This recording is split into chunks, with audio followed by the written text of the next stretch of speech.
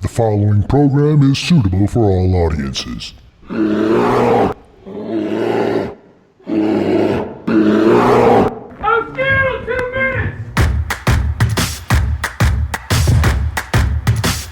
let this hard work pay off. Let's cut it loose, ball out, let's put a lot of freaking points up on the board. Let's go. Every day we improve, right? Yep. Reset, job not done. Yes, sir. Play by play, next play mentality. Love you, bro.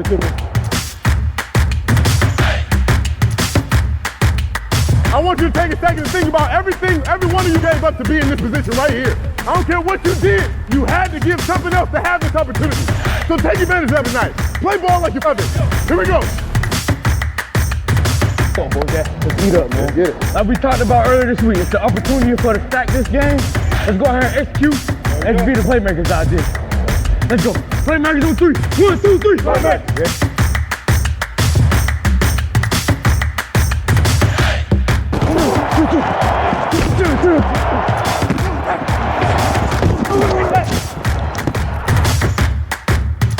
I'm going to challenge you right now for greatness. Yes, sir. You got me? Yes, sir.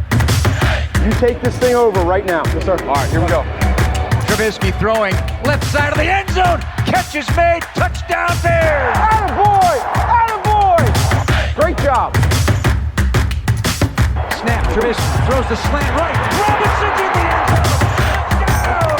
A well-executed drive puts the Bears in front. Come on, boys. Come out. Demo, hell of a run, bro.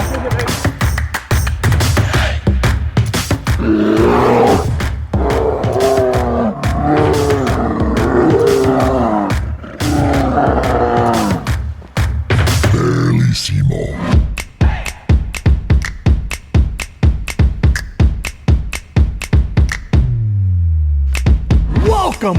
Welcome to Bearlissimo, the George Bayless Show. My name is Aldo Gandia, and we've got another very special show for you today.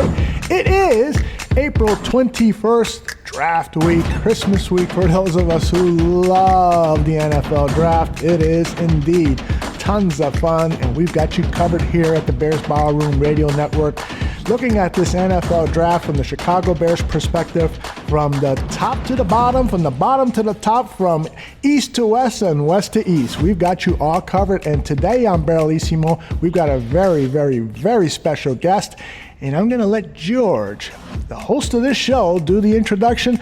But first, I got to ask George, how are you doing, brother? I'm very well, Aldo. I hope everyone listening is very well. I hope all the people that responded to the competition are very well, as well as those who didn't, which is the majority. But it's Christmas week for me. It's draft messy. It was my birthday yesterday, so it's coming at the perfect time. So I've turned to Isaiah Irving age, for those that don't know. I've gone from Doug Plank to Isaiah Irving, so 47 years old. Yesterday, so enjoying the birthday week, enjoying draft week, really looking forward to today's show, because joining us today, I've got the great pleasure to introduce the man who needs no introduction if you're a listener of Bears Barroom Radio Network, or if you follow the Tape Never Lies. Huge clue there for our guest today, the one, the only. I have no music to cue you in, Phil. Draft Dr. Phil Atochian. How are you today, Phil? No music. I mean, It's impossible. that's like the biggest drop ball since, the Bearlissimo's T-shirt competition. and every other drop ball that there's been on the show. Is Josh Bellamy still on the team? No, but the cornerback who dropped it at the goal line, maybe it's on that sort of scale. Oh, yeah. Yeah. Well, is Greg Braggs okay? I know it's 421. Did he survive 420? That's on my mind, too, today. Yeah, really. How you doing, Bearlissimo? I'm good, Phil. I'm good. I'm pleased to have you on. I'm not, in touch with the British economy. So I just want to make sure the actual issue of COVID is okay there, and the economy can be second to the reality of your family. Aldo, as well as you. How you doing up there in Chi-Town, Aldo? Everything is beautiful here in Chi-Town. It's a nice, crisp, almost like fall-like day. Football is in the air. We're going to draft some football players, and hopefully we'll be seeing them play very soon. Oh, I'm excited. Just like you guys said, Bearlissimo, this is like Christmas for me since I was a little kid. It's the only thing I beat Bearlissimo at, because I know they didn't have it televised in England. So back then, I was playing hooky. My mom would let me stay home, Aldo, and I would watch the ticker and everything and the coverage. I could still see it when I closed my eyes, and it was so poorly covered back then. Oh my gosh. It was like a local town television.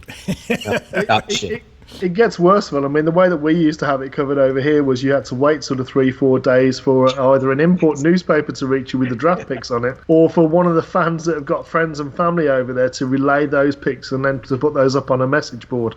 So, I mean, that was literally the only way that we actually had of being able to know who it was that was drafted. And even then, there was very little to no coverage of college football over here at all whatsoever when I was first watching the game. So obviously things have changed significantly since then. We're able to get views of at least television copy of most college football games, which is why I'm able to scout from over here. It'd be lovely if someone granted me all 22 access to collegiate football, but they seem to be so wary of giving away any plays that that they might have in their offense or defensive schemes. Not like that teams don't already cover those things and maybe have access to that kind of information. But it's almost like you were reading my mind, Bearlissimo, and I'll say this because I'm with you. It's one of the struggles to be an analyst of college football. I got the acronym Draft Dr. Phil because of Twitter, and I think it was Teddy Haitian who gave me that, and then it just stuck and we ran with it, blah, blah, blah. I love the draft. Obviously, the tape never lie. I love the Bears more than the expletive deleted in draft. Pardon my language. Are we allowed to swear on this show? No. Okay. So bleep that out on the podcast version. But what I'm saying is college football needs to be able to give you the all-22 game pass, if you will, whatever it is, so that you can be in your home. Again, to your point, there's no added advantage that's going to be gained by an opponent. If when seasons end you release it, all you're doing is recognizing technical flaws or benefits and what have you. So then if someone has a critical stance, like a phony fraud like Matt Miller, who said there's no offensive tackles in the first round and flip-flop the day and all this other stuff, that would be gone because the real analysts would rise to the top. Because again, I'm just going based off of highlight reels, watching these games, whether you went live or what have you. And I also missed the part where, we've talked about on 100 Proof and the Bears Bar and Radio Network 100 times. We don't get to sit down with these players to find out who they are. That would move one of the biggest issues. Yeah, that would move rankings up and down no matter what the talent is. The tape goes first, but that interview is a close second.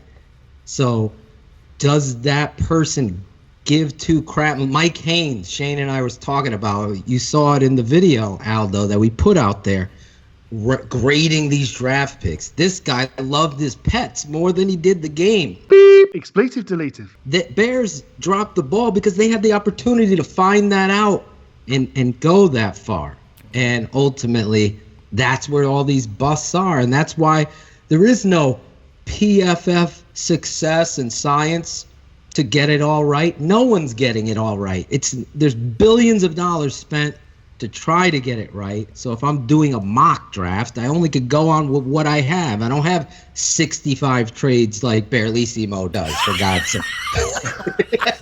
It's only 3 trades. Aldo, you let Bearlissimo and Tooch break the expletive deleted. I swear to God. You're like a substitute teacher. These guys are rule breakers. They are. It's like 12:30 at night last night. I go, I got to put together Bearlissimo's video. And then I see this thing. It's like, 13 25 guys. minutes. 13 guys. And then he doesn't list what college they're from. There's some names that I never heard of. And I got to find out who they are and stuff. And I'm like, okay. Beep. Expletive deleted. I'm going to pour myself a drink and do this. Gentlemen, F-bombs. That's 2. Oh, I'm sorry. I mean, you're bringing this crew together. I mean, Aldo's trying to be It's the rapidly producer. turning into 100 proof. Isn't it? Speaking of which, let's to talk. those that can't see what's going on, I'm really pleased to say that someone I wasn't expecting today is also able to join us. He goes by the name, the moniker of the smartest man, and with that, with good reason. Here he is, Shayne Marsaw. How are you, Shayne? Beep. Expletive deleted. I was doing a lot better when I didn't have to look at Phil's bedhead over here. Oh my God, what is going on? The clock, I'm getting ready. the clock behind him says that it's 7:06. Oh, I haven't His hair's all over the place. Jesus. What's going on? I'm not ready for our debut yet, Shayne. That's great. Look at this segue, Aldo. Am I a professional? Am I a genius? I'm on here to promote the best network. I didn't even say effing. Best network talking about the Bears in the NFL draft with one of our buddies here. We got Bearlissimo in England, for God's sake, breaking down Bears draft. We are going to be ready on video. Don't worry, Shayne. I'm going to have my hair combed and ready. Maybe I wear a hat. I forgot to wear a hat. Just find a cap. Oh, do you want me to with this lockdown, do you want to see something? Check out this. Let's take off your hat, talking smack. Look at this. I'm getting there. Look Holy at this. cow. You put Dead Air Jer's barber on blast right now. Hey, Phil. How you doing? We're going to debut video, Bears 100 Proof. We're going to be live this Wednesday, getting you prepared, breaking it down on video on the YouTube channel. We've never done this. My hair, maybe it's a hat. My beautician, who would it be? My studio host? Look at Shayne. My studio host will be my wife. She's going to tell me what I'm wearing for this. So anyway, we're going to be live, interacting with you. It's 15 minutes into the intro. What would you expect with Bearlissimo, 11 trades? I'm on the show. I'm excited. I hope the fans in the pandemic, wherever you are excited as well for this Christmas in April. Well, we have Greece definitely in the chat room. I saw Kostas there earlier. Oh, I love that dude. He actually played our 100 Proof song on an instrument in Greece, Aldo. Nice. I forget the name of the Greek instrument that is, but yeah. Yeah. Hey, since you're touting what's going on with Bears Ballroom and this week and so forth, let's do it. I can't announce who the guest is because I want Mike North to do it, but tomorrow on the Mike North Advantage, 10 a.m. Central, he is going to have on as his guest an incredible human being, an incredible sports icon, an incredible guest that Mike will announce tonight on Shy Fans in the Stands. Mike North will announce it tonight. What? Yes, he will announce it tonight. So we got Fat Mike and Old Mike. You want to know? Aldo's talking about me. So there you go. I blew the. No, it's not. Imagine me and Mike North. We would be going at it. That would be awesome. We got to do that again. By the end of the show, Jordy Nelson would have a 7-year extension. Jordy Nelson would have an extension, and Aldo would be having Claypool as a gunner. Beep. Expletive deleted. Look at George getting to that. You guys. Anyway, we came in here to talk the draft, promote the network. I'm with my 3 brothers and 1 brother from across the pond. Look at this. Lead me. Where are we going, Bearlissimo? I promoted the greatest network. I'm not even afraid to say that. Well, let's first things first, Aldo. I think if we just announce the competition winner, the only entrant, in fact, that there was to the competition, who actually complied with the instructions. So well done, everyone out there on Twitterverse that follows Bears Barroom Radio Network. Only one had the gumption to do it. So Aldo, would you like to play the wonderful British accent that was done by our They're probably still reading your directions. I know. I can't figure out the directions. Well, I only did it a day ago. Here it comes. Hello, Governor. It's the bloody bearded Bears fan here, and I love the Bearlissimo show. It's bloody awesome. The episode number 5 was when he interviewed our future tight end, fingers crossed, Bryson Hopkins from Purdue. God bless him. So, I can talk like that. I can get your shot down in Kentucky, can it? Holy cow. The Kentucky was just trying to smirch his way through there. in Kentucky, they'll ask what colour flag you're waving if you do that. Oh, yeah, exactly. A rainbow flag, maybe. Anyway, with enough about the English accent, Aaron Curran, or Bearded Bears fan on Twitter, congratulations, you are the winner of the competition, the only entrant. So you will be getting the prize sent to you. Just if you DM the details to at Bears Barroom, and we'll be able to get the shirt off to you in the post. So the first thing I'd like to do, gentlemen, is what I really want to get from both of you, and we'll start with Phil on this because Phil's been primed, is the 5 guys in this draft. Obviously, if we stand pat as we are, we only have 7 picks, isn't it? We've got, if we stand pat with the ones that we've got in the second round going through down to the 2 picks in the 6th and 7th. So who are the 5 guys? Give me 5 names that you think realistically, round 2, round 5, 6, 7, the 5 guys in the draft that you want, irrespective of whether you think, they're necessarily a fit, the 5 guys you love. So Phil, who is it? Who you got?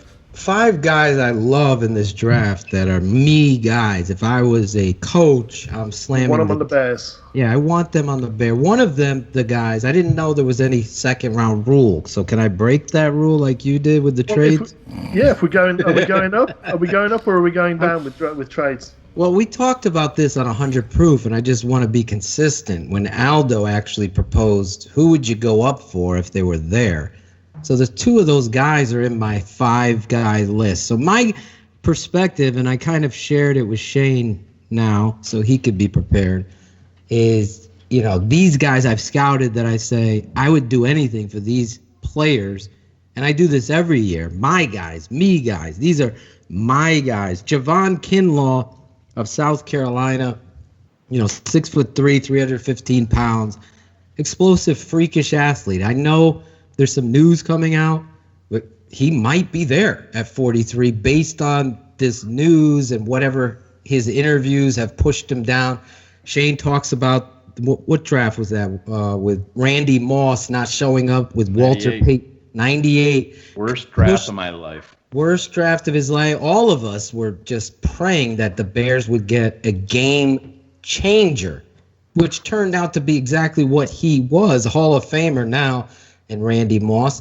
These guys, based on their interviews, as we were talking about earlier, they get pushed or pushed up in the draft. Here's a guy that I feel is just on tape is a dominating force on the defensive line. And I don't care how many linemen you have and how many names. Well, you got Akeem Hicks. You got go Eddie Goldman. You got Khalil Mack. You got your boy Robert Quinn. Hey, I'm all about getting better where it matters, and that's getting after the goddamn quarterback and putting their butts, is that proper, on the ground. That's good for me.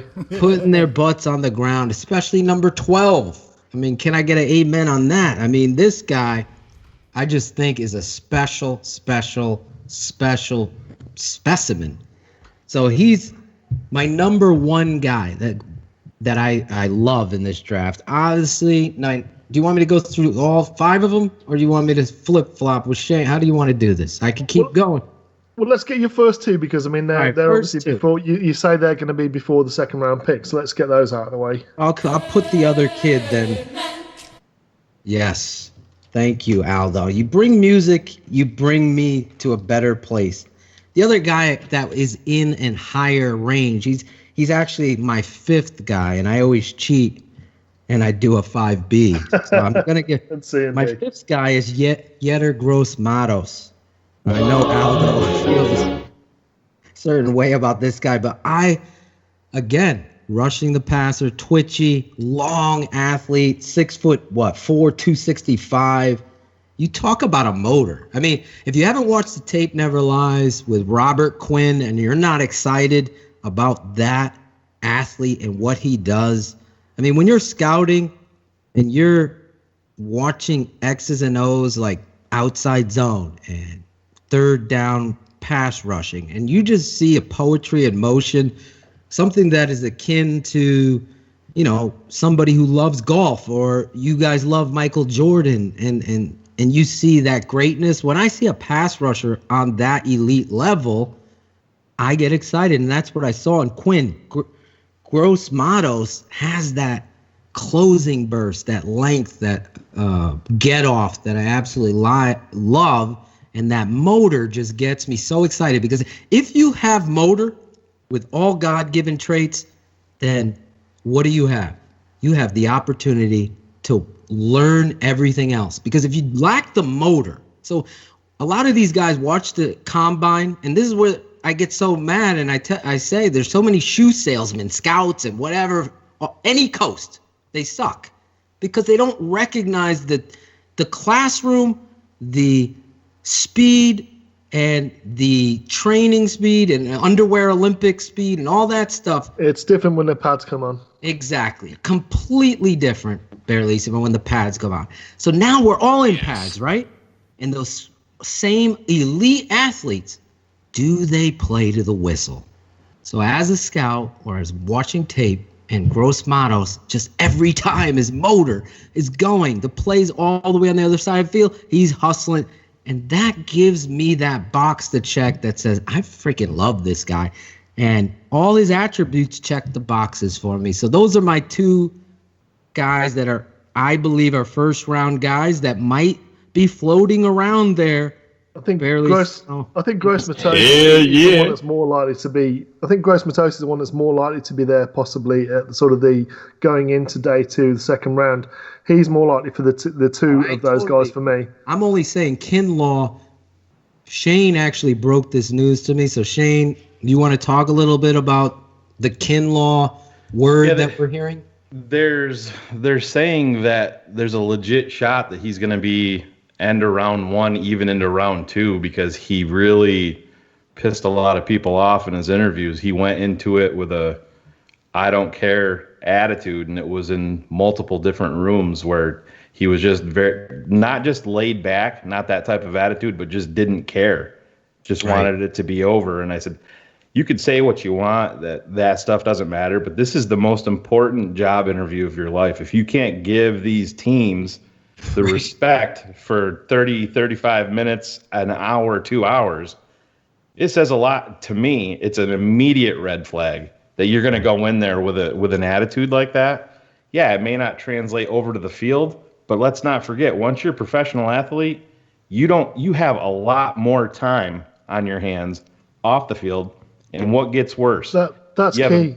You get a big fat wallet, so you have a lot of money and a lot of time on your hands. And that's part of this transition. All these guys are talented. We can rip these guys apart for something that they have a positive and a negative, but a lot of it is when you're a 20, 21, 22, 23-year-old guy with a pocket full of money, what are you going to do off the field? He's a kid that's been homeless as well, isn't he? I mean, he's had one of the roughest backgrounds in terms of all the entrants in the draft this year. There was something that Cappy was talking about on his show, but about a Bulls pick. And forgive me, my history of the Bulls isn't as good as it is on the Bears. But he was talking about a guy that we took in the first round of the Bulls, and this kid was from a very small town. He didn't have a dry cleaners, and he was late for a flight on his first. It was for the Wizards. It was Wizards. Kwame Brown. Yeah, it was Michael Jordan's first pick. You kind of worry that might be a Javon Kinlaw type situation where the kid hasn't had the mentorship or the opportunities to do these sort of things, and so when he's put in a pressure situation, which no doubt these interviews are, If he hasn't been coached on that, if no one's ever walked him through that sort of thing, that's where he's going to fail. Put the pads on him, put an offensive lineman in front of him and tell him what to do. He's going to do that all day long, but you've got to worry about the off-field. Absolutely. Because like you say, if the guy isn't coached on that and babysat, maybe for 1 or even 2 years with almost like a personal assistant, the recipe for disaster is there, isn't it? In terms of, like you say, someone who doesn't have the life experience, someone who never had that money, that all of a sudden gets all these opportunities to be able to sort of. It's a career killer. I can't imagine myself with a pocket full of money at 21 years old being that talented, coming from a rough background. And the bad part about it is you got to look squarely at his agent and who helped him pick his agent, because that's what it comes down to. In a situation like this, the agent almost has to be a father figure. And the agent is going to really know where he came from, should know anyway, but a lot of these guys are sharks and they don't care. And that's, hopefully this kid gets it figured out, and it sounds like it's going to cost him some money. I mean, because he's ridiculously talented on the field. Everything that you want in a defensive lineman with that demeanor, and he's going to get after the quarterback no matter what. But how is he going to react to everything off the field? And that is absolutely key. It's way more important than his 40 time. And that's the only reason why I'm saying I love this kid on tape. There's a chance he might be there on round 2, isn't there? So if he's there, I mean, Phil, you're going against your rule. You're talking about sitting down. That's Ryan Pace's job to assess, is this kid in need of what Bearlissimo is saying? A mentor. We've seen this before here in Chicago. Curtis Enos with the weirdness of the agent. Remember that whole, oh my God, the holdout and all the beep, expletive delete. Well, you can even add McCown and Benson to that list, couldn't you? Absolutely. Absolutely. So I am telling you on tape, because it doesn't lie, Aldo. Tape never lies. This guy is a freak. What he is, if he's pushed down there, is it worth the roll of the dice? To me, based on what the Bears are, because I'm telling you right now, you have a dominant defense. You've seen this recipe work. Sorry, it's worked. Dominant defense wins championships. You're on the cusp of something tremendous if they play these games, which I think they will without an audience. But this defense on paper right now, I said it to Shane, I said it on the tape Never Lies, I said it on my mocks. On paper, we haven't seen 2 edge players like this since Hampton and Dent. And they might be better than those 2. If I'm saying that, this has to make every part of your defense that much better. Your secondary, your safety, all the corner talk and the fear there. I don't care who's playing corner. They just got 5 times better. Yeah, I mean, if you've got Quinn and you're playing like a 3-4 under or overfill, so you've got Quinn always with his hand down on the right hand side. You can either have Mack outside him or you can have Mack on the same side as Hicks. Pick your poison offense. Unbelievable what that could do. Before you move off of Kinlaw, what does Pace and Matt Nagy always talk about? The culture of this locker room. This is exactly why you have a locker room like that, to bring in a talented kid like this, where he can be nurtured in the locker room. You are the smartest man. Yeah, by a guy like Akeem Hicks and by a guy like Khalil Mack and all of these guys. That's a classic case of why you build that type of locker room. You have to have some guys like that. You can't have too many, because they can create cancer. They can't be choir boys. No, you can't. This guy's a football player. What he does off the field. I've seen some guys that are so talented. They freaking are robbing freaking Arby's on the weekend and coming home.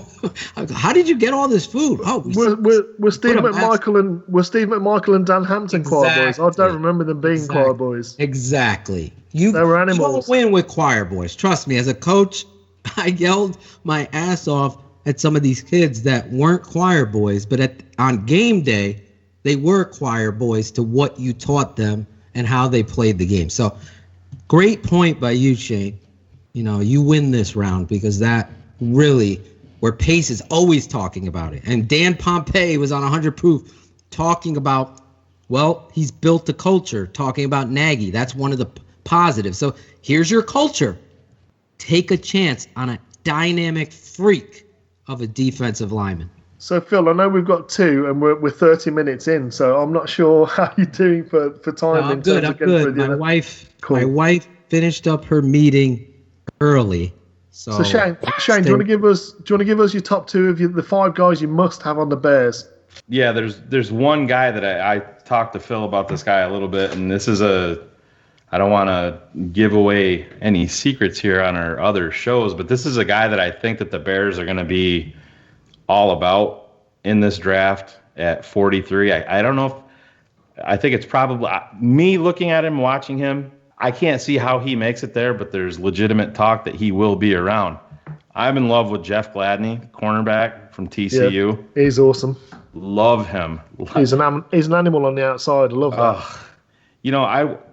This guy, I mean, Bearlissimo, you watch just as much tape as anybody. Have you ever seen a corner blitz like this kid? He's just, they send this. I don't. And Tyrann Mathieu, maybe. He's bigger than Mathieu and probably quicker. Yeah. And he's exactly what Phil's talking about. He's a talented kid, but he's a guy that's going to go out and make a play, and he's going to let everybody in the friggin' stadium know it. This is exactly the type of people that the Chicago Bears need on this team. And this is where I think that Chuck Pagano, being a DB guy, I think Gladney, if he is available for whatever reason at 43, I think Chuck is up on the table screaming. I think he's going to be there at 43. I really you don't do. Or do? I do. Yeah, there's a lot of talk. I have him. No chance. He's not getting outside the top 20. He's probably the second cornerback in this draft for me. Really? He's probably number 2. I have him 5. You got him over Henderson? Yeah, I've got him. No, I've got Henderson, Gladney, and then Fulton. You don't have Okuda? You don't have Okuda? Sorry, Okuda. Yeah, Okuda's out of reach. Okuda's going number 2, isn't he? Well, number 3, isn't he? Probably to Detroit. So he's way out of the. Yeah. I'm not even counting. Number 1 corner right there, Okuda. Oh yeah, absolutely. I just want to say Okuda the traits guy. He's not the super high upside guy. Exactly. But no, I mean that's the problem in a draft like this. I brought it up today. I'm not giving away Khalil Mack, and I think that there is a silver lining to the way that this is set up for the Bears that people haven't talked about too much. I tweeted it out. I think this lets Ryan Pace and Bears management sit back and kind of see how this unfolds on Thursday night. If there's any hiccups in the system, to see how everybody goes and handles this virtual draft.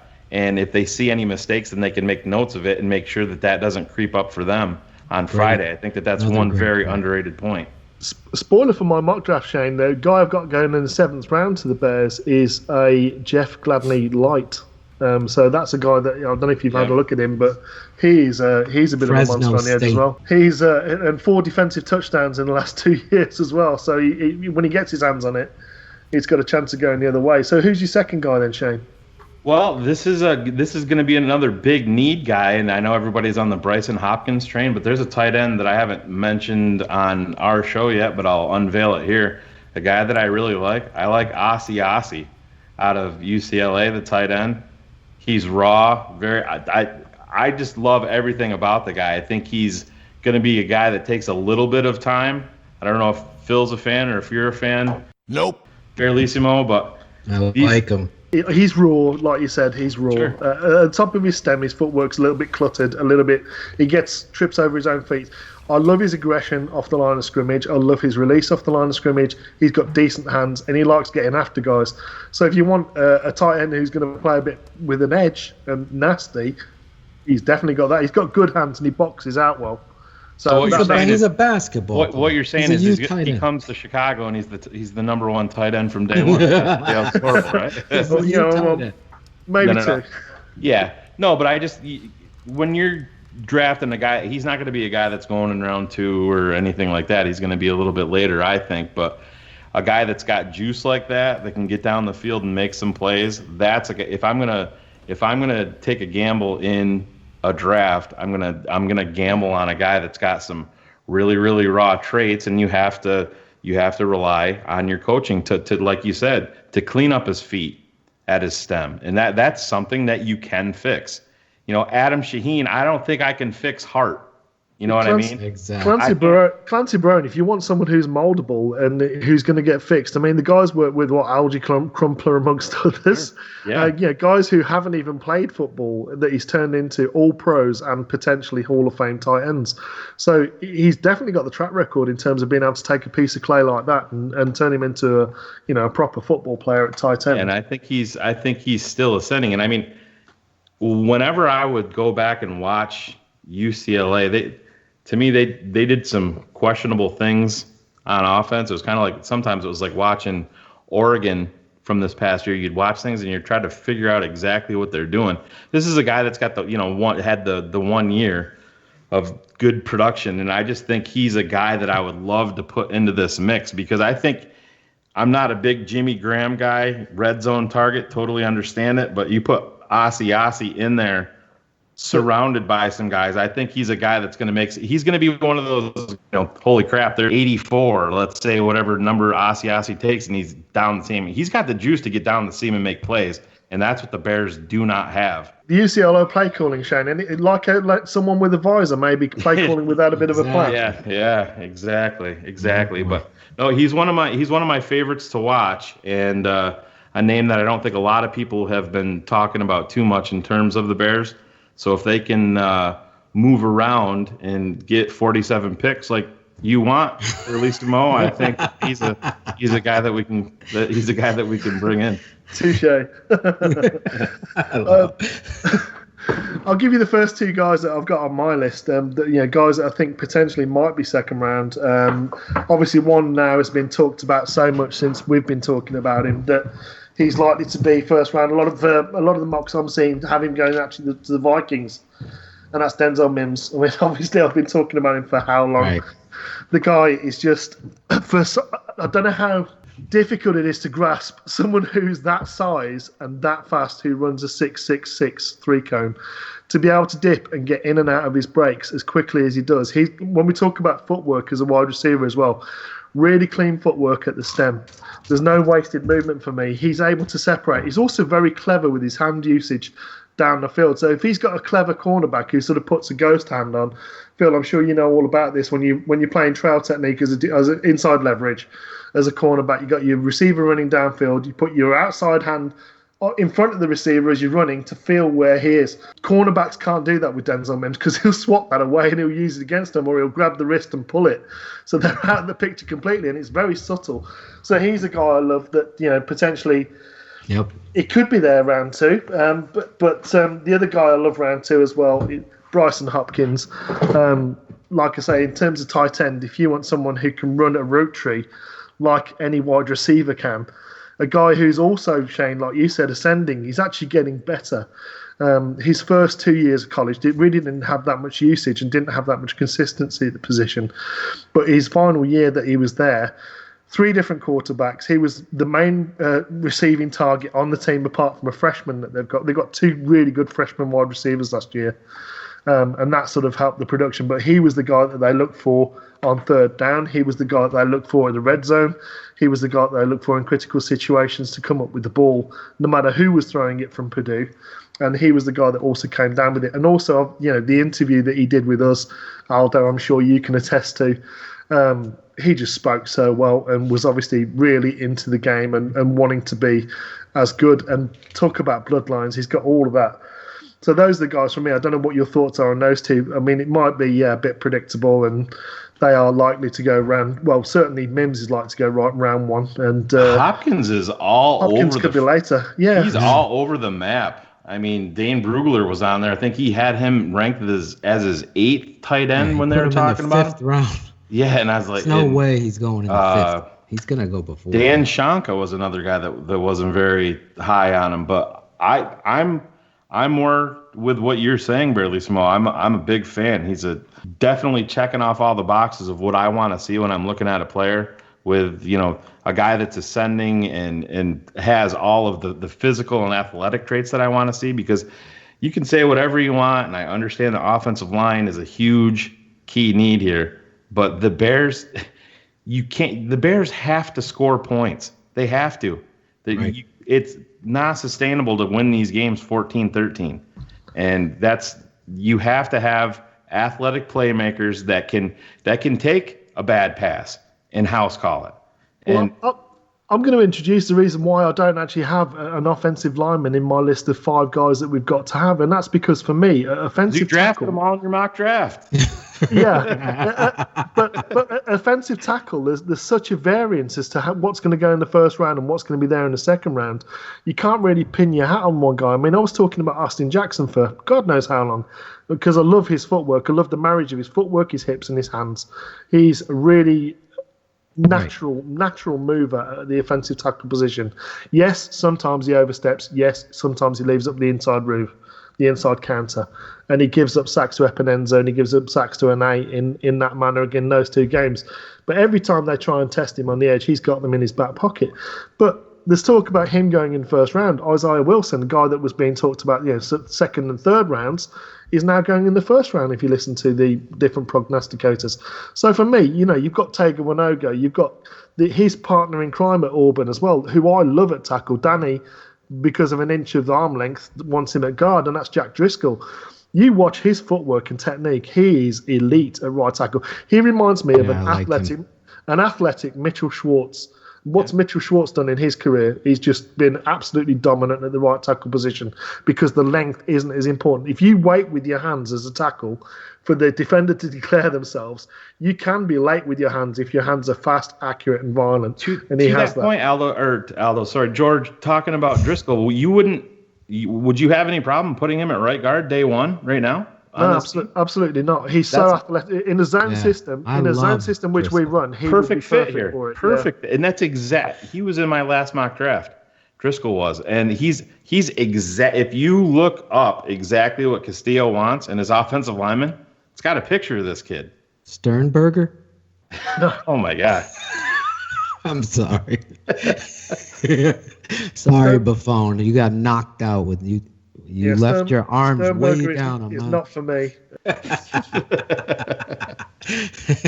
No, this kid, one guy that I have on my, since we're talking offensive line, that I have in my favorite offensive lineman. Is this one of your 5?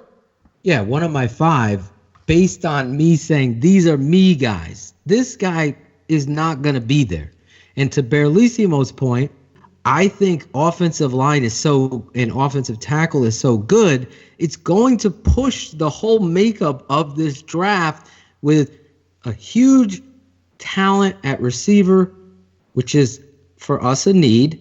So you match needs with talent, and then you say, do I want the best? So that's why when I'm doing these mocks and I see all these people criticizing, I didn't do Bearlissimo and trade down. Of course I want extra picks. But I think when you do the exercise and you see who's there based on the reality of what they can do for the Bears, you have to make decisions that are in step for step with your needs. For me, in this draft, I think all of these offensive linemen that you've named, are all they're all first round talents. Even Driscoll, to me, is a perfect fit for what you want to do at right guard there. And to your point, Bearlissimo, I'm 100% with you. I don't knock his length. He could play right tackle too and be dominant there. That's a perfect comp. So I'm giving you credit here. Schwartz, that's a great comp.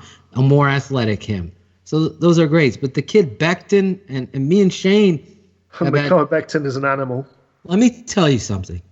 When I watch tape, I love the offensive line. It's just a part of me.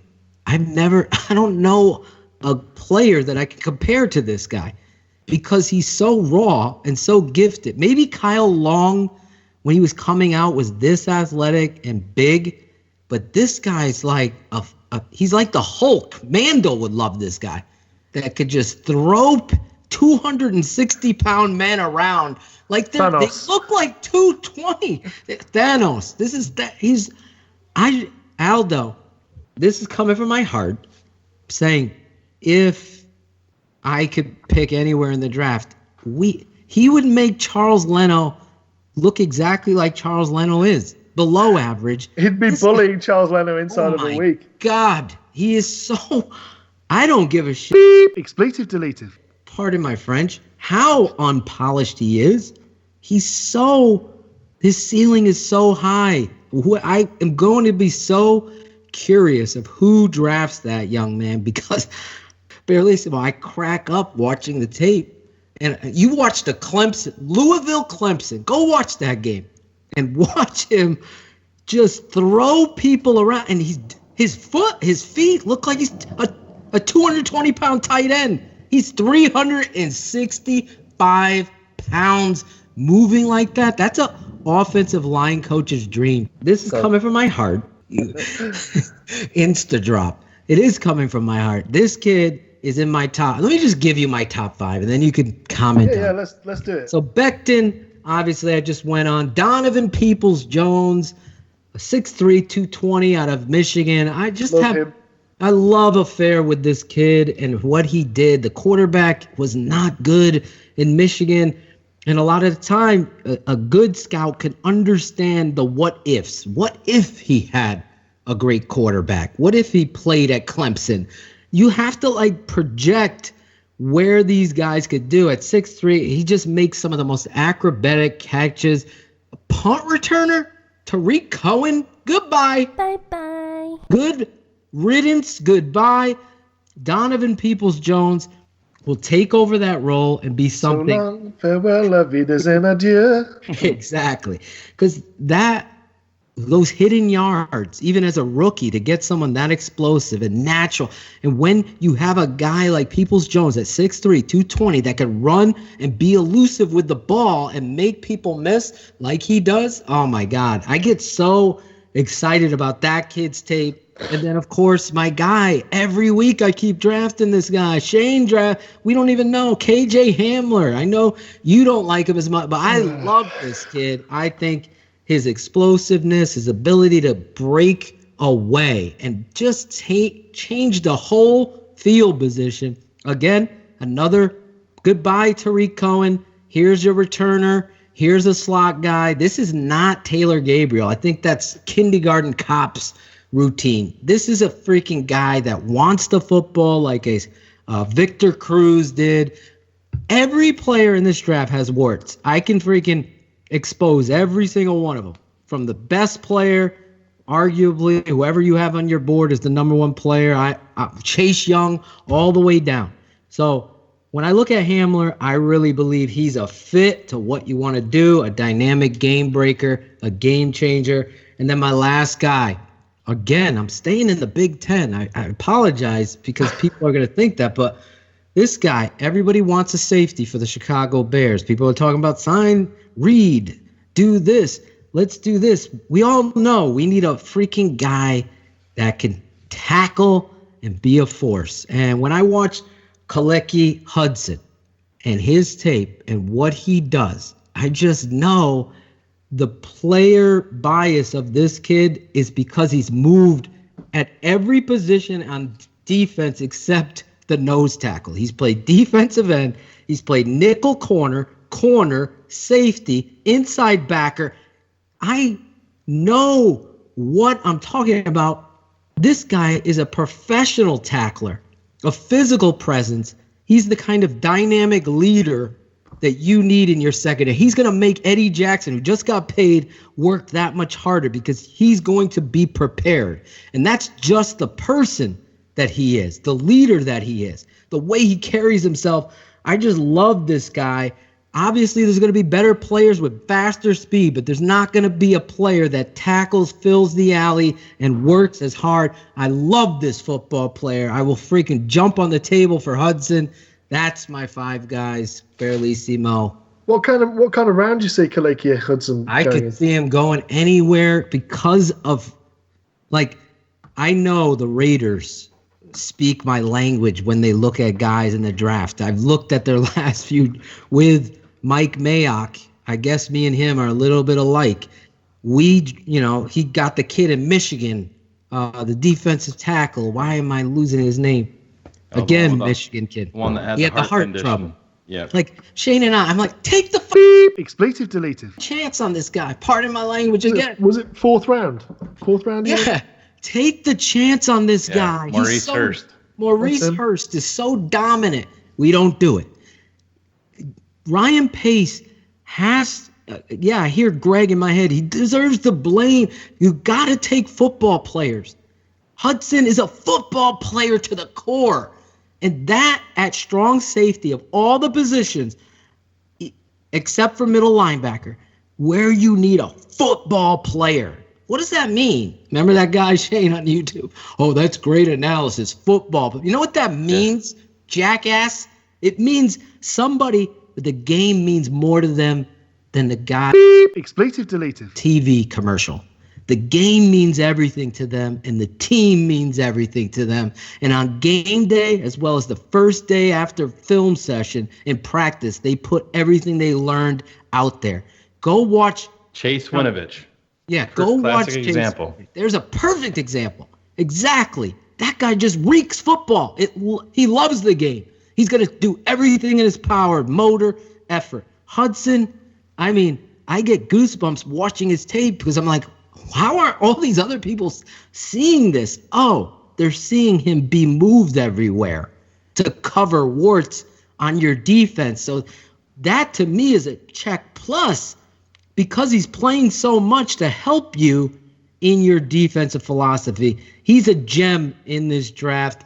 Mark my words. We'll come back. Tooch will pull this audio 3 years from now, and Hudson's going to be a household name. That's how highly I feel of this guy. No one's coming from my heart. Anybody talking. He could be a fourth round, third round pick. He can go as high as the second round out of nowhere. The Raiders and Mayock take Hudson, and everyone's like, what do they do? I can see Hudson falling because primarily he's being looked at as a safety, isn't he? Because at the end of the day, his size. People have him inside at the 3-4 weak side linebacker. I've seen some 4-3 teams say, I could see him playing a will in a 4-3. Yeah, I could see him at the will. But this guy, to me, I'm step for step with you, Bearlissimo. Strong safety. I don't even have a comparison. Maybe Mike Brown, but he's always around the ball. He understands. He has better range than people are giving him credit for. So let me compare and contrast your guy then with one of the guys that's on my list. Sorry, Shayne. We'll come back to yours after that one. In terms of a safety that I would absolutely love to have on the Bears, and that's Antoine Brooks Jr. out of Maryland. I took him in my draft too. I took both of those guys because it takes. I mean, if you want to elucidate on it, guys, I mean, by all means. But when you've got a safety who's making sort of like 17, 18 tackles for loss in 2 seasons, that's a safety who knows exactly where he's going. He knows where the ball's going. He's seen it all on tape. Because this guy isn't an athletic freak per se. I mean, he ran, 4.62, 4.65 in the 40 at sort of 210, 220 pounds.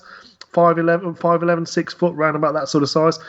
He's an absolute honey badger in the defensive secondary for me. I love him. And he's able to cover in zones. He's able to carry a tight end or a running back. 9 times out of 10. If you ask him to play nickelback and cover a receiver, he's going to struggle there at the top of the stem.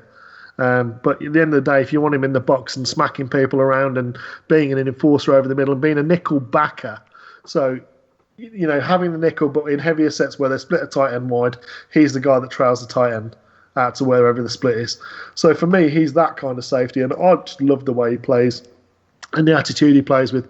Like I say, he's the closest thing to a honey badger I think there is in this draft this year. Do you have a safety on your list of 5, Shayne? On my list that I did for this, I'm a Kenny Robinson fan. I don't think he's gonna.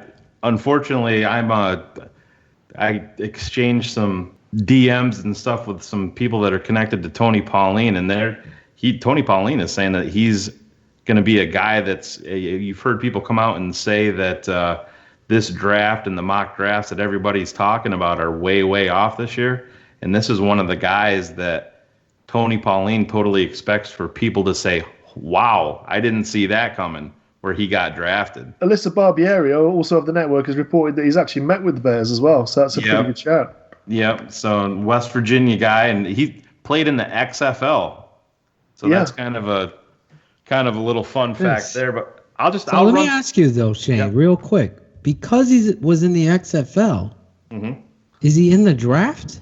Yeah, he's draft eligible. That's unbelievable. He's more than he's a year removed from college, isn't he? So he's draft eligible. I think because he was dismissed for, I think it was academic fraud. Yeah. Academic fraud. But boy, you want to talk about a safety that's got, wide receiver like ball skills. That's your dude right there. And I know that's not exactly what we're talking about in Chicago, but at the end of the day, if you can take the ball away, I got a spot for you on my defense. Yeah, I mean, he's not like an unwilling tackler. No, he's like 6'2", though, 220. Yeah, what I got down? Yeah, he's going to be an interesting. He's not 220. Guy. He's not. I think he's like 208. Oh, it was 5. He's on the keto diet. Yeah, there you go. Got to get some of that Atoshi sauce. Beef him up a little bit. But I'll just run through my list right here. Yeah. Phil, you guys both know KJ Hamler is on my list. George, you know this. LaMichael Pirine is a running back that I love. Yes. I mentioned George took him in his draft. Yeah, can't argue with that. Another director, George, you and I agree on is Uche. Myself, if the Bears pulled the trigger on an edge, I'll take him 43. Absolutely. Absolutely. He's absolutely. Awesome. If you can throw 3 fastballs out there getting after the quarterback with Mac, Quinn, and Uche all day long, sign me up for it. Well, he could legit get sort of 15 sacks year one. Opposite. Don't do the Jose Cotto analysis on us, George. He strung that on Leonard Floyd. Hello. He's not a Leonard Floyd though, is he? I mean, no. He's closer to Mark Anderson than he is Leonard Floyd. Yeah. Mark Anderson got 14 and a half as a rookie. 12 and a half. Yeah. 12 and a half. I brought up Gladney. Cameron Dantzler's another guy that's actually in my top 5 cornerbacks, a guy that I love from Mississippi State. Phil and I have talked about. Love him. George, you've heard me talk about Mike Dana from Michigan. He's a guy, he's not a classic fit at edge, but it speaks to what Phil was talking about, a football player, a guy that's going to be relentless and is just going to – I love watching the kid bull rush. He gets after the quarterbacks by bull rushing guys. I love that. He's a guy that you bring in a rotation when guys are worn down a little bit, and this kid's going to run you over, even though he's not big. He's relentless that way. One of the things I love about him, Shane, and watching it on the tape is he played defensive tackle at Michigan a lot of the time. And to be that size and playing defensive tackle, you've got to have some nasty back. He's got a chip on his shoulder. All these Michigan Big Ten. I know. Michigan, Aldo. We might have to get that music ready for 100 proof. Let me introduce a bit of Memphis to you then. Antonio Gibson Jr. Yeah, there you go. I want Antonio Gibson Jr. to be on the Chicago Bears. The guy isn't a refined route runner, but he's got really good hands. As a running back. You and Shane with this route. It's route. You're killing me with this. Run your route, not route. Phil, what language are you speaking? I'm speaking English. English. What nationality am I? British. English. So who's got it right? I don't know. Has anyone's roots grow in the ground? What's to do for a party of 3? What's that, Tim? Is to climb a tree. It's a flat valve. That's the reason why. Okay. We're going to have a poll on this. Is it root? Because Shane used to say root. 2 other guys that I'll mention real quick that are on my list. I mentioned Kenny Robinson. Cam Akers is another running back that I'm higher on. I like him better than Jonathan Taylor. He's a kid. He's not a real quick twitch, but his feet are that way. I love this. I'm so glad you brought him up. But you're going to have to wait for 100 proof for that. Yeah. But there's breaking news, Bearlissimo. Do you want me to break it, Aldo? Yeah, go for it. Yeah. Bearlissimo show. It's like 100 proof breaking news. Let me do the Joe Mandel voice for you. This is Joe Mandel. Shane, there's barroom breaking news. I love Iron Man. And pajamas. Joe Mandel's big voice. I'm just giving a tease right now. Just be prepared for that. But Patriots and Tampa Bay Bucks are in discussions. Breaking news to trade Rob Gronkowski to the Tampa Bay Buccaneers. OJ Howard going in the opposite direction, apparently. That's how this trade might, and maybe, yes, thank you. And OJ Howard going to New England. So, bit of breaking news to get you drummed up. Is that what you'd say in England? To get you frothy. Frothy. You can't really pin your hat on one guy. I love it. You've finally been Insta-drop, Bearlissimo. Last. So, yeah, I mean, that's 4 of my 5. So, a fifth guy. Yeah, so a fifth guy I like, and this is because the value that I saw him in terms of a jack of all trades for the Bears in terms of being able to perform a lot of different functions. That's Jared Maiden. He can legit play a cover 2. He can play a 1 high. He can play nickel corner. He can play outside corner. He can even come down and be a nickel backer. The guy is just super smart in terms of his understanding of coverage, his understanding of route concepts and trade-offs and things like that. I love the way that he's able to switch off his man when he sees the ball come out of the quarterback's hand and then go and, like Vasher used to do all the time. He used to drop off his guy and then he'd be going and intercepting the ball. It wasn't even his guy to cover. I see that in Jared Maiden in terms of his ability to sort of drop and fire on the ball and sort of get his hands on it. Again, a victim of circumstance, I think, at Alabama, whose defensive secondary for all the time that he's been there, Shayne. I'm sure you'd be able to speak on this more than anyone else, really. But a victim of depth, really, at Alabama in terms of just not playing more because Minka, etc., etc., etc. Just pick whatever name you want. They run into a lot of problems there because they recruit athletes. Trayvon Diggs is a guy that was a wide receiver. You know what I mean? And they bring him to Alabama, and they're like, all right, you're not going to be a wide receiver here. We're going to put you at cornerback. Eddie Jackson was another guy, the same type of thing. And they get these top end athletes, and then if you want to beat Alabama, you throw the ball against them. But they do have some good players.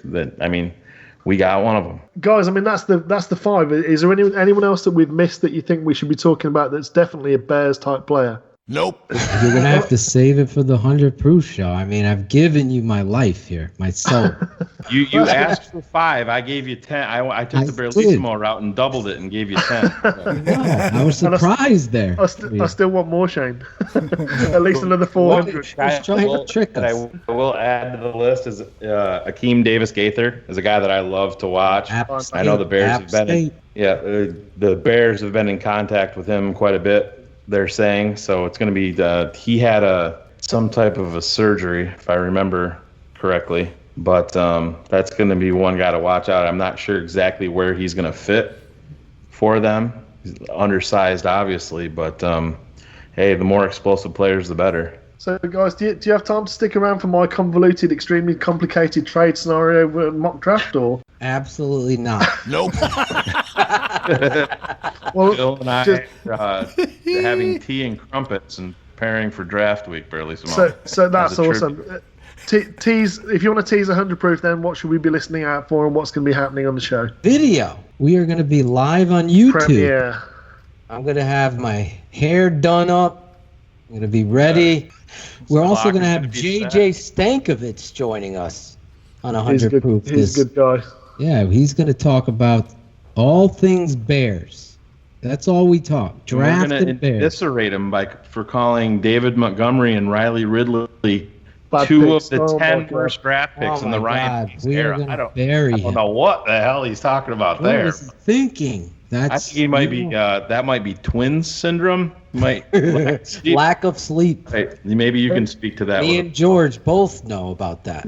Yeah, absolutely. He tried to palm it off that he was talking about the sort of trades involved with going up and getting people and them not necessarily being with the Ridley. He was saying that he just didn't see the field, so therefore he's a bad pick. And with Montgomery, you saw that in all of his 14 snaps? Yeah, exactly. Yeah. Gotta give him a shot, JJ. Well, we're gonna have him on. We're going to be live. We're going onto YouTube. And there's going to be special things going on. We got a bunch of stuff. A lot of fun. Big laughs. And, of course, your buddy, your bed buddy will be on there. The chatterbaiter. Thunder Buddy. Greg Braggs, your Thunder Buddy. Those aren't pillows, Phil. Let me just make it absolutely clear: there was no chatterbaiting in London. Exactly. What stays in London, or what goes on in London, stays in London, George. Yes. Right. Well, that's what we tell Jenny. It was great joining you. Our first time on the Bearlissimo show. Yeah, thanks for coming on, guys. I've really enjoyed it, and I hope the audience has as well. You guys, listen to 100 Proof because it's the best Bears radio that there is out there, frankly. But thanks, guys. Really appreciate you coming on today and joining us and giving us those top 5 guys that we must have on the Bears. That was awesome. Thanks very much. Yeah, it's nice not having to listen to Aldo talk about gunners. So for those that aren't watching this on YouTube, he is actually doing semaphore about gunner wide receivers. All right, fellas. Thanks. All right, Cheers, guys. All the best. Bear down. This is Christmas in April. Oh, yeah, Draftmas. Shout out to all the barflies.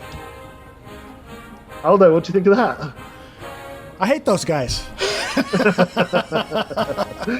Well, I've got a feeling you're going to hate me even more when we go through this mock draft, although because we've got a fair bit to cover, and this is going to get quite complicated for you people that are listening in live in the chat room.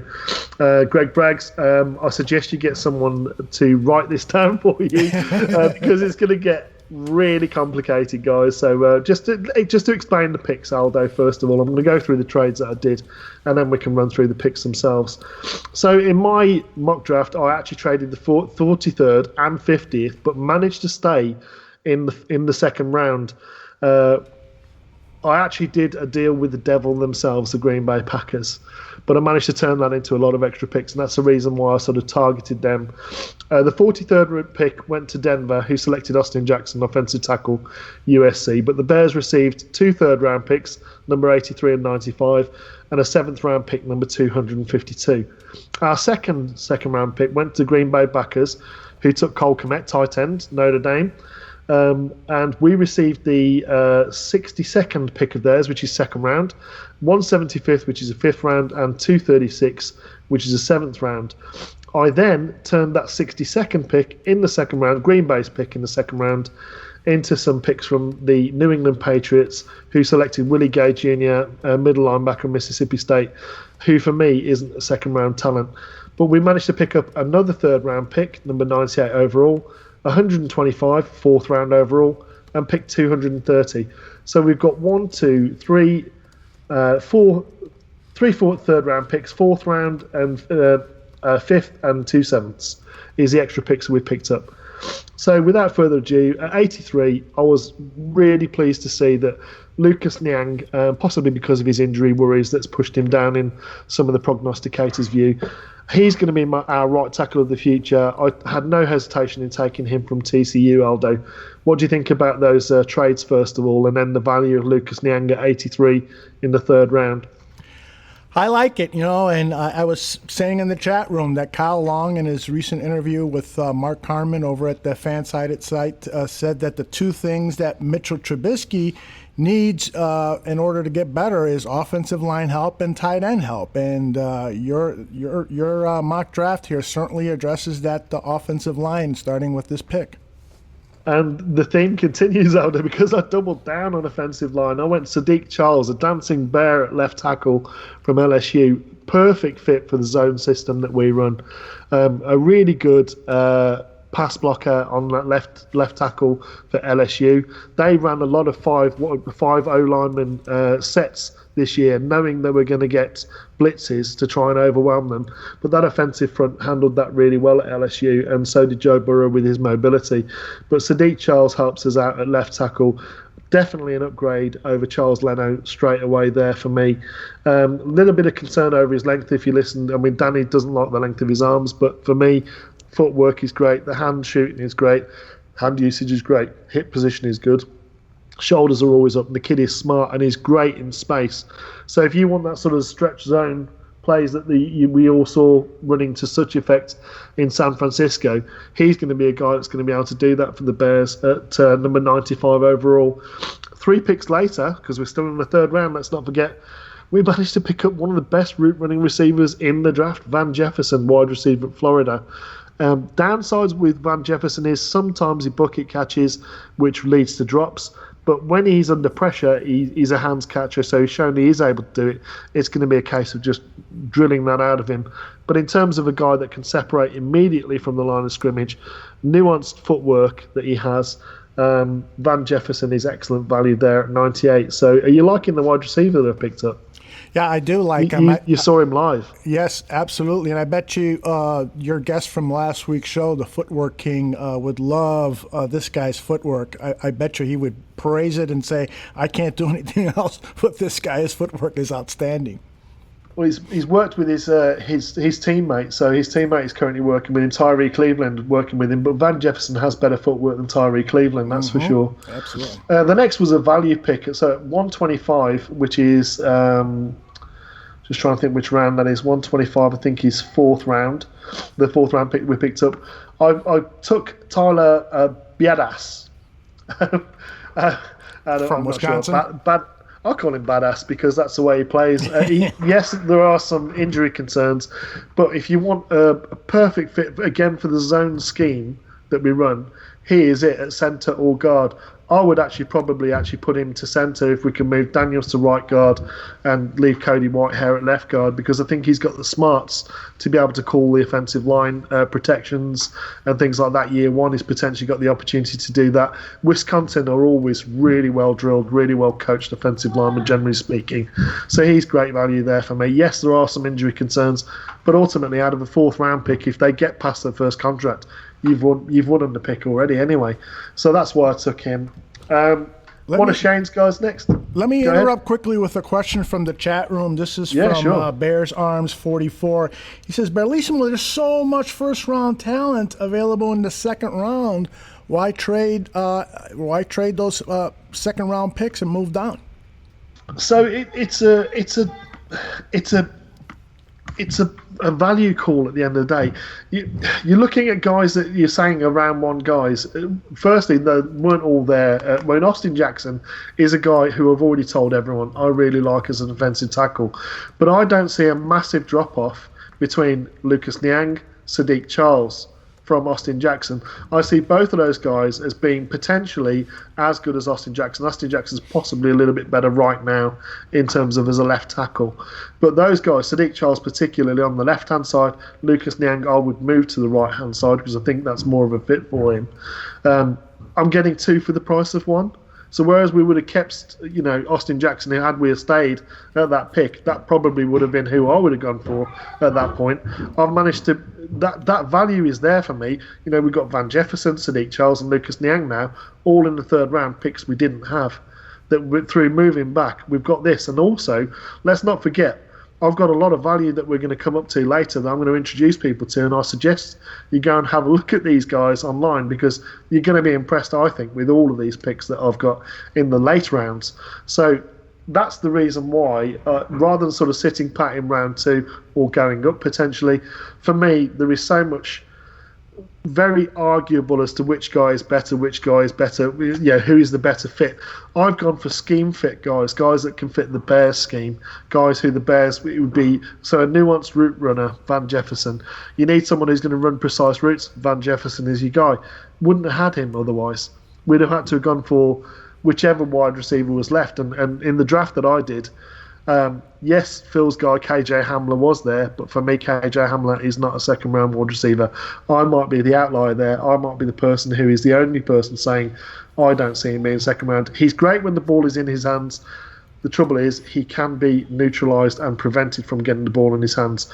You can scheme against it. You can play press. You can double over the top of him.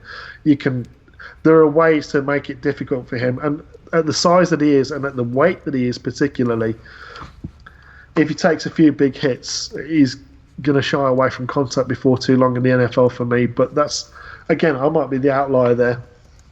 I agree with you. I just put up on the chat room. I have the same or similar concerns that you do with KJ Hamler. I would not want to invest a second rounder on that kid.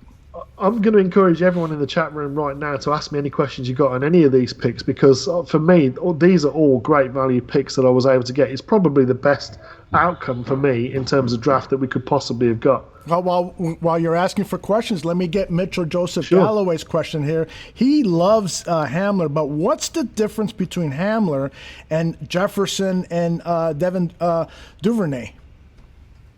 So Duvernay is much more of a Randall Cobb, for example. So a guy who, is he a wide receiver? Is he a running back? Is he an Antonio Gibson Jr.? He's that kind of player.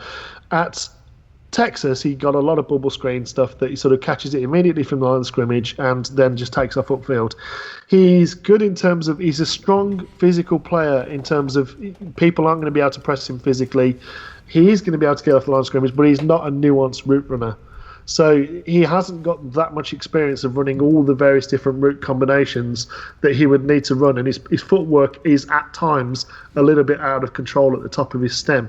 So there is some work that could be done, but at the end of the day, he's a guy that I really like. But for me, if I'm going to go for a Duvernay, that's where I would go for an Antonio Gibson Jr. and I would get a better player than Duvernay for me.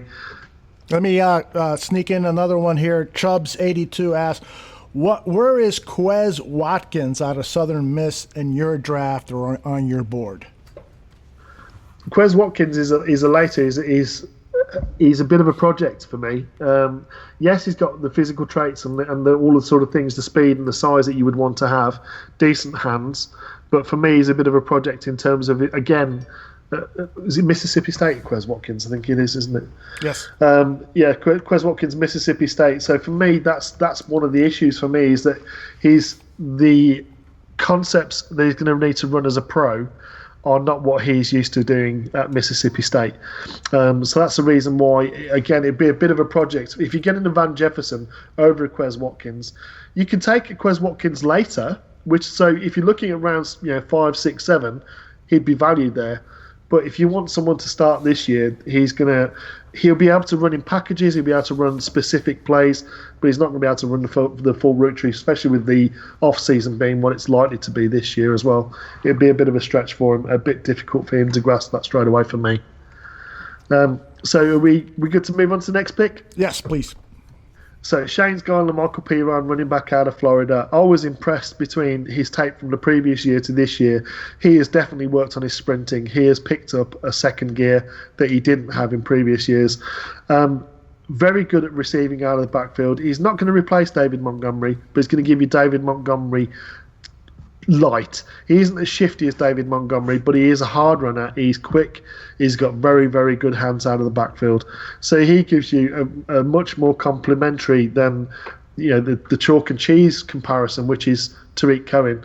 Ryan Knoll is much more of a sort of a more linear runner, out the line tackle, between the tackles. He's that kind of guy, although he has shown some improvement in his speed to be able, if he gets to the edge, he is quite quick. So don't discount him, but Lamarcus Piron, for me, he's a very good receiver at the running back position. He's also a very good, talented zone system running back, so he's able to read zones. He's got patient footwork in the backfield, and then he's got very good burst to get up and through the hole. And we are going to double down in this draft on running back, so we'll get back to that. But again, there's a theme on that as well. Any questions about LaMichael? No, I saw him. I saw him down in the Senior Bowl. Took a really good look at him. I was a little bit concerned because I heard stories that he reminded some people of Jeremy Langford in terms of maybe not having the contact balance that you'd want out of a back. But in the drills that I saw and in the game, I thought he was fine. And I know Shayne and you guys really like him. So, bring him to Chicago. That'd be great. I actually think his contact balance is pretty good, but the next guy is one of my favourites. No reason why. Antoine Brooks Jr. If you want a thumper to come in and play alongside Eddie Jackson, this is the guy for you. I suggest you all go and watch his highlights, not only from this year but from previous years at Maryland. The guy he called the coverages for Maryland in the backfield, so the defensive secondary. He's clearly a very strong tape study. He's not as athletic as some other safeties, but for me, it's his ability to diagnose and get on the route really quickly and into the backfield, tackles for loss, an absolute demon when he blitzes off the edge as well. So as that uncounted, those who have listened to the network before will have heard Josh Woods when he was interviewing with us. He was at safety at Maryland, similar to the way that Antoine Brooks Jr. is. He was the uncounted guy when they brought him up from safety and into the box. That's what Antoine Brooks Jr. gives you. He's nasty, he's vicious, he's going to put a lick on you, stand over you, and then let you know about it afterwards. He's going to take your pocket money and your lunch off you, and he's going to not say thank you or please when he's taking anything from you either. He probably isn't going to wash his hands afterwards either, but there you go. On a similar theme, we've actually got Jacobs Phillips, inside linebacker from LSU. Again, if you want a Nick Kwiatkowski replacement, for me, Jacob Phillips is it at LSU. He's not the coverage guy that previous linebackers at LSU have been. He is a decent zone defender in pass defense, but he's not necessarily going to be able to run step for step with all tight ends. Most of them he will be able to. What he does give you is a thumper. So as a linebacker that, on running downs, you bring him in off the bench to be an extra linebacker in the box to come up and defend the run in goal line situations. He's the guy that you bring on the field to do that. Any questions about him at all? No, frankly, when I saw him on your list, I said to myself, you know what, I don't know a lot about this guy, so I'm going to carve out some time and take a look at a little bit of tape, at the very least some highlight stuff. So please proceed. Yeah, so the next guy is, again, a Senior Bowl, one of the people we weren't looking at beforehand, but we certainly were looking at him afterwards, and that's Joshua Kelly. Now, I think realistically this is actually an unrealistic pick because I think he's probably going to be gone by round 3 in all reality. But in this mock draft, he was there, so at that point, pick number 200 in the draft, he was always going to be a pick for me because he's a home run threat anytime he touches the ball. He's got great contact balance. He's a nuanced runner. He's got very shifty feet. So if you want a comparison, Marlon Mack, who is at Indianapolis Colts, very similar runner to him. Or if you want to go old school, in terms of the way he seems to glide when he runs, dare I say, this is going to be sacrilege, Roger Craig / Eric Dickerson style glidey footwork. Or if you want a sort of a more recent comparison, Matt Forte style of runner. So very glidey, sort of in and out. But he sets people up by sort of dipping one way or another behind his blocker and then being able to burst as soon as he sees any daylight whatsoever.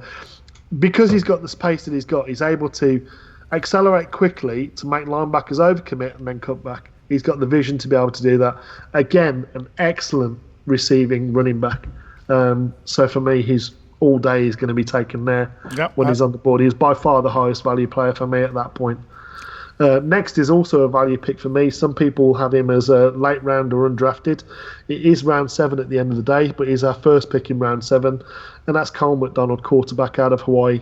A guy who can run the zone read, a guy who is, again, he hasn't thrown the full route tree because it wasn't a concept that was done at Hawaii, but there is a video out there, a breakdown by, I think it's the RSP, that network, Mark Schofield, and he did a breakdown of Cole McDonald. So if you search for Cole McDonald, Mark Schofield, you will see that video. He breaks down how he sees a disguised coverage, and from one play to the very next play on the field, he's got it diagnosed and he knows the exact right place to go. And that's without the benefit of being able to have helmet communication off the field, because all of their plays are sent in via boards, via signals. So that's how it works in Hawaii. That's how their offense runs. The next guy, Aldo. Before you move on, Swanky has a question about Cole McDonald. Sure. Wants to know, what do you forecast for a quarterback like that in terms of development time? How long do you think he could potentially get ready to start taking some snaps in the NFL and perhaps compete for a starting job? So that all varies depending upon the quarterback themselves. But the thing that encourages me about his development, when we're talking about development, is what Mark Schofield showed on the tape. Between one snap and another, he saw a disguised coverage, something that has confused Mitch Trubisky into year 3, going into year 4. Disguised coverages are something that give him fits because he's over-processing and overthinking. What I like about Cole McDonald is his ability to be able to scan, see, react, throw. and that's what he does really, really well. So I would be encouraged in terms of his development. Mechanically, there's going to have to be some footwork that's going to need to be cleaned up, and being able to trust route concepts, as in the guys are going to be at these spots, throw to the spots, because quite often he sort of airs it to where it's going to be a catchable ball for where he wants the receiver to run, particularly with the downfield throws. Again, the system that Hawaii run, the wide receivers, 9 times out of 10, they're on an option route.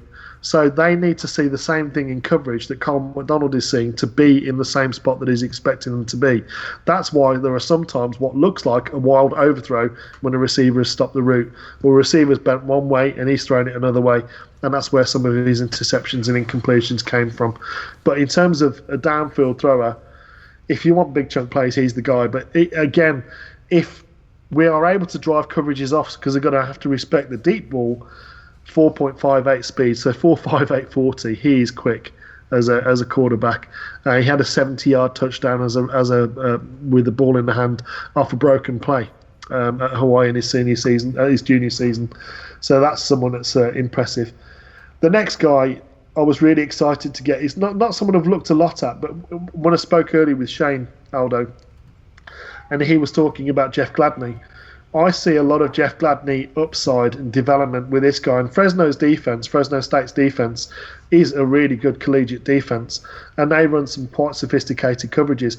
He's an off man, so he plays off man, but he plays zone or he plays man. So he's off the line of scrimmage at sort of 8 yards. What I love about him is the way he stays square over the top of the wide receiver. And like I mentioned earlier, that Nathan Vasher ability to be able to come off his guy to wherever the ball is going and pick it off. 4 defensive touchdowns in 2 years the kid had. And if you want someone who's going to come up and smack you in the face as a cornerback, and wide receivers aren't going to be able to block him one-on-one, 9 times out of 10, people are going to struggle to block him. And to be clear, you're talking about Jerron Bryant there. Jerron Bryant, cornerback, Fresno State. So have a look at Jerron Bryant. I think people will be impressed when they look and see what he was able to do at Fresno State. A very good cornerback. The Utah game, particularly if you're looking at Jordan Love, the Utah game would be a good one for you to look at. Utah versus Fresno State. For those that are interested in taking a look, you'll be impressed by what he did in that game. Staying just with value, because these are all bonus picks. Let's not forget that these are all picks that we didn't have, that are extra players, almost guys that we're looking to develop in sort of practice squad type situations. Kindle Vilder, when you saw him live, Aldo, a lot of dog in him. His footwork is really impressive. His ability to run with elite wide receivers is impressive. He's going to need a little bit of work in terms of practicing tackling technique, but in terms of what you want a cornerback to be able to do, which is a two-way go, he'd be perfect at nickel for me, because his lateral agility is so fast. It's hiccup quick in terms of his lateral agility. So I love his ability to be able to turn, flip his hips either way, and be able to run with a wide receiver out of the slot. You know, your Julian Edelman's, that's the kind of guy that you're going to put your Kindle Vilder on. And he's going to have a bit of dog in him as well. So he's going to, smack him in the face, let him know, get a bit of talking, get in their ear.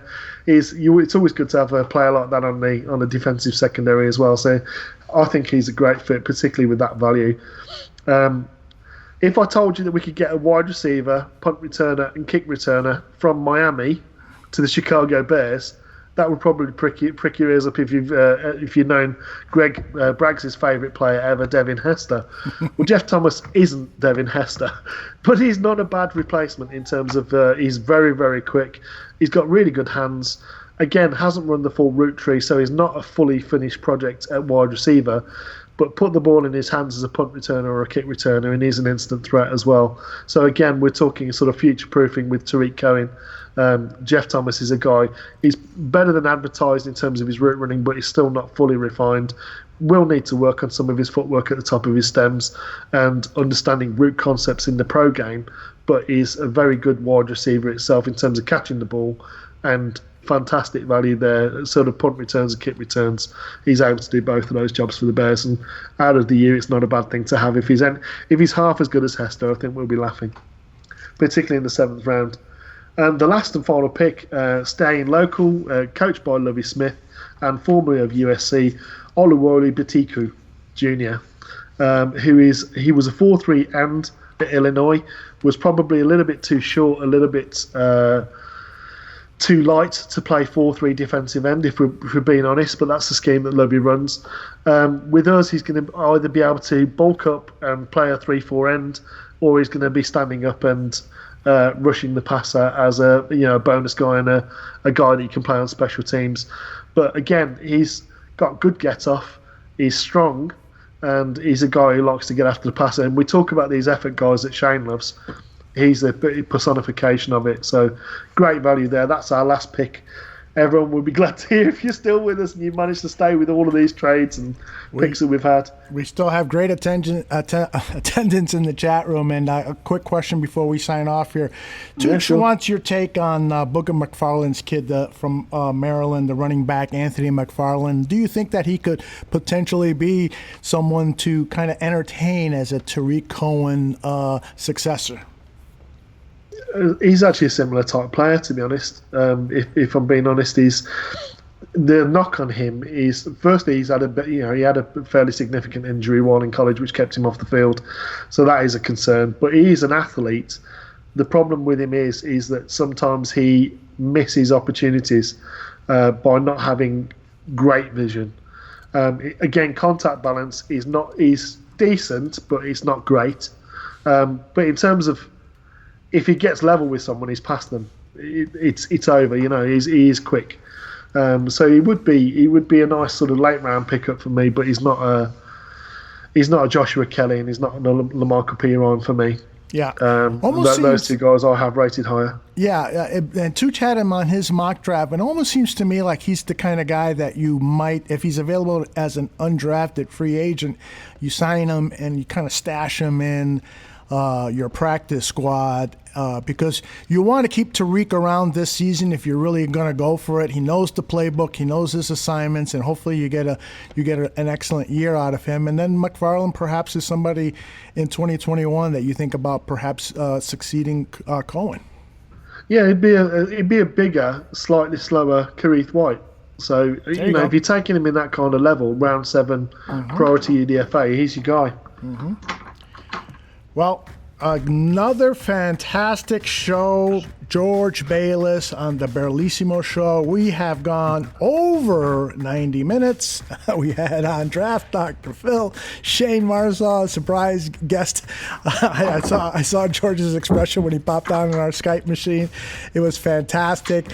And don't forget, I'll let George do all the promo stuff, but I just want to say that Mike North has a very, very special guest, and it's going to be announced tonight on Shy Fans in the Stand. So I'll leave it at that. George, take it away, brother. So Merry Draftmas, everyone. It was my birthday yesterday, and I gave you a nice gift, I think, today with a draft that's got so many picks that you can't possibly complain, although I'm sure some people still will.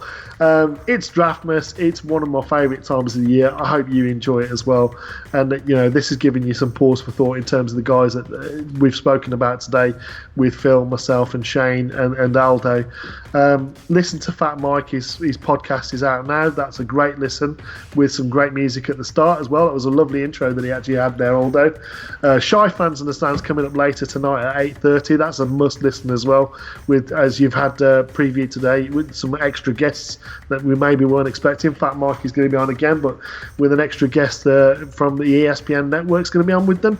Okay. And obviously we've got Mike North tomorrow, and you've got 100 Proof, and you've got the draft shows, and you've got The Godfather, and you've got all of the personalities. So there's no reason for you to go out and risk COVID. Get yourself some food in, get yourself some beers, enjoy Drasmus, take care of the people that are near and dear to you, love one another, try and help one another, and let's all bear down.